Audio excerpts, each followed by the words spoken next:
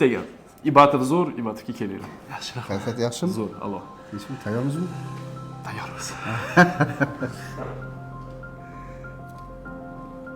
E'tibor bersanglar, Islombek bilan biz podkast olganmiz Buron haqida. Ana endi haqiqiy natijani u paytda o'zi ham ko'rmagandi, hozir birgalikda. Sizlar hali Islombek ko'rmagan Buronni sizlar ko'rib turibsizlar. Bo'ldi, o'sha hayajon.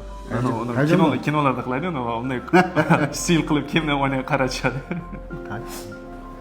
Jonishdagi kutgandan ham a'lo-yu. O'zingiz aytdingiz, ana burningiz siz yoshingizni katta ko'rsatib turadi deb. Shunaqamikan? Вообще boshqa o'zim tanimay qolyapman. Вообще boshqa narsa. O'zim tanimay qolyapman. Yo'q, siz ishdagi hayajon nima deydi? Gaplarni ayta olmayapman-da, lekin ichimga sig'may ketyapman xursandchilikdan. Katta rahmat. Sog' bo'ling, sog' bo'ling. Xursandman. Eng quvonchli holatlarda bu biz uchun. Nima desam bo'ladi? Mana hozir o'tiribmiz, klientlar kelib so'rayaptilar-da, hayajonni ayta olmayapman. Hozir endi bemalol aytsam bo'ladi. Nima desam bo'ladi? Bitta gap.